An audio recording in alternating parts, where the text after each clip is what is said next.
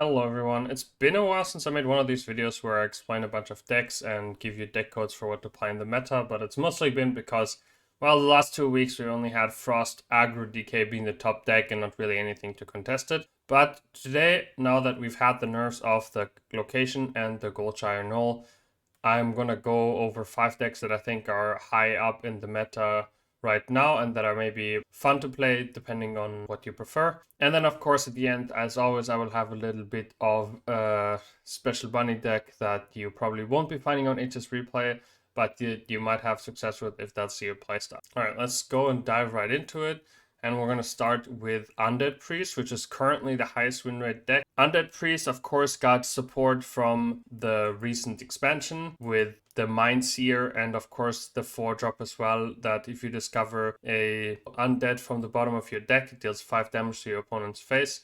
This version that I'm running right now is a little bit low on Undead, so it's not running the 4-drop that some people have been running. But if you want to be playing Rotting Necromancer in your deck as well, it's totally possible for you to swap some cards here and be able to play a Rotting Necromancer. Astalor, of course, that is like the first card you can cut, plays with a Rotting Necromancer. But of course, this allows you to go super late game. And if you get to the last stage of Astalor, together with a Void Touch the Tenant, you have 28 doors from hand because every one of these damage ticks will go twice, which will work if you play against a super slow control deck and you can effectively clear their board with Shadow Word Undead. But this is like kind of the top tier deck right now. So if you want to try out something new that you haven't played too much, Undead Priest is the deck you want to try right now. Just a bunch of smarking going fast. Frost Death Knight, actually, basically a completely unchanged list to what we had before.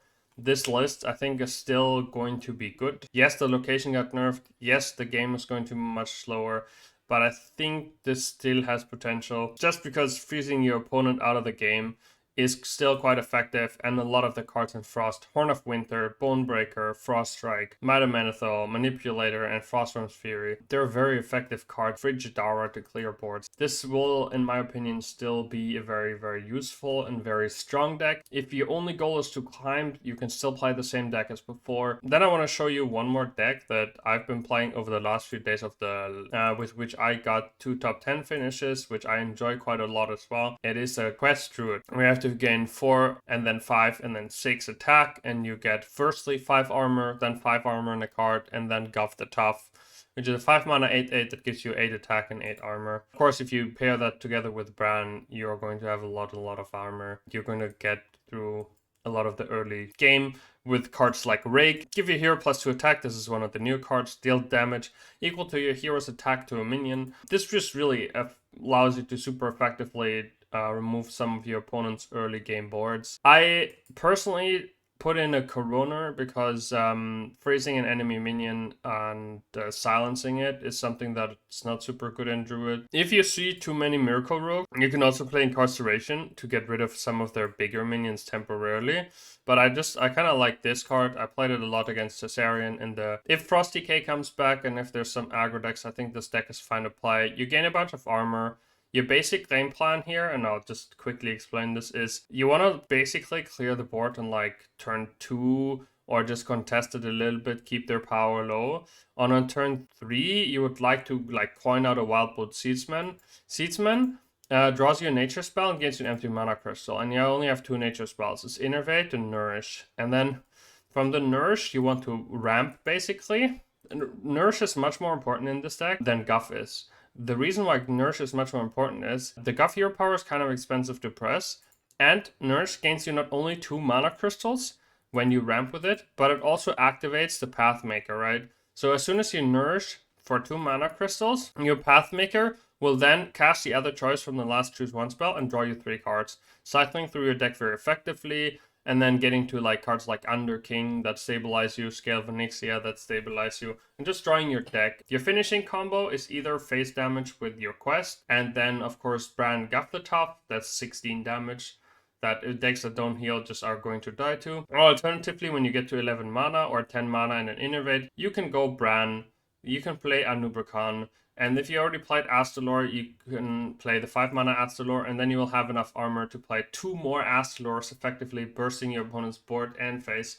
for 56 damage, so that's kind of the finisher. But yeah, Nourish is much more a keep than Guff is, just because it activates your Seedsman. What you should really be careful about is if you Nourish, don't play the Capture Coldtooth Mine afterwards, because that will deactivate your Pathmaker, because this is another choose one card, and this choose one card will then be the alternative for the Pathmaker, and it will no longer draw you 3 cards that you are going to desperately need. You could also cut one of the mines for another Feral Rage, which is a change that I've been considering. Really up to you. I like to keep the Coldtooth Mine and then always draw one of the cheaper cards. Drawing an Innervate from your deck, especially if you have a Seedsman already in hand, makes it more likely that you gain the Nourish. This is good against the Frost Decay in my opinion. It will have to see if it's fine against the Undead Priest. If there's a lot of Druid and if there is a lot of the OTK Warlock, Pure Paladin is a really good choice. Pure Paladin plays the Purator as a new card. If your deck has no neutral cards, you draw a minion card of each type. Light Rays are Elemental and Beast, so I'll draw both of those. It will draw a Seafloor Savior, and it will draw you a Sinful Sous Chef, basically getting you up to 5 cards. You don't need to play Order in the Court as much as you need to before. You could play like Purator on 4 or 5, draw these cards, and then you can still play Order in the Court afterwards. There's no reason really to play Order in the Court early if you have a Purator in hand, because a Purator will also draw you both Light Rays, whereas if you play like Order in the Court, you will then draw both of the Light Rays as well, so you can just order it differently. Good to have Divine Shield buffed minions that hit your opponents in the face against decks like Warlock. They have like good AoE removal in Warlock, but they don't have very good single target.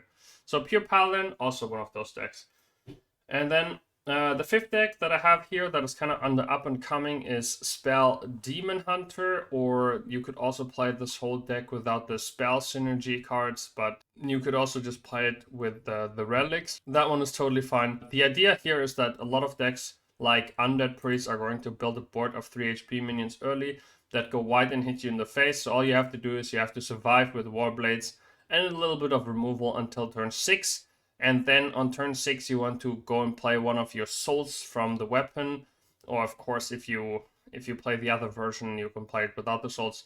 You get a spell damage minion to unleash Fel, you renew back up to full HP, and you win the game. That is your game plan here. And Deal with the Devil does kind of help you. You have to be a little bit careful not to do too much damage to your opponent's minions though, since the 5 mana AoE from Undead Priest will kill this. I think Spell Demon Hunter is a very interesting deck. It has very good kind of late game against some of the slower decks, of course with the inevitability of relics. More so the version without the spell synergy is better even against slower deck, but I think this version in particular with the souls might help you quite a lot stabilizing against decks like Undead Priest, where they want to beat you up early, and the only thing you want to go to is spell damage plus Unleashed Fel on turn 6, basically winning you the game. Alright, those are the 5 decks I think are interesting to try out in this new patch. I'll post all the deck codes below. If you have any questions, write them in the comments or come to the stream, ask them of course. Last but not least, of course, there's always going to be an updated priest list that I will put in the comments as well. Compared to the list I was playing previously, since there's not too much damage going on that requires you to have a board. Like eggs were good because Frost Decay was a thing and they would just like do random AoE damage or just do damage with a Power Blast to your face. So having to contest the board was important, but that's just kind of not the case anymore. So you don't really need the super early game cards. But what is important, especially against Undead Priest, is double Shard of Naru and Lightmaw Nether Drake, just doing 3 AoE. There's a lot of 3 HP minions in the meta right now, so this will help you quite a lot in dealing with the early boards. Shard, of course, taking away the face damage. And then there can be some very interesting spots for Najak Texans in this meta, so this is why this is included here right now in the list. And yeah, basically you're just trying to get through the early game with a little bit of Shard. You always keep Lightmaw Nether Drake against the more aggressive decks. You always keep Zarella against aggressive decks. Just really good heal and development at the same time.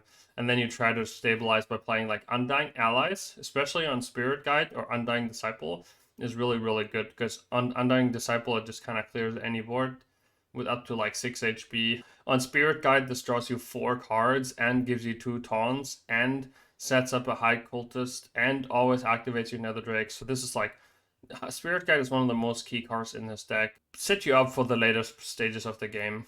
Hope you guys are going to enjoy this deck a little bit as well. If you're a control player, this is the most updated Ctrl Priest list. All the codes are going to be, as always, below this video. Let me know which one of these you like, which one you tried out, and which one has worked the best. And of course, if you have any questions, just ask them below. Or come to the stream. I'd appreciate it if you left a like to this video or subscribe to the channel if you haven't yet. And as always, remember that you're valuable and you matter, and I'll see you guys on stream.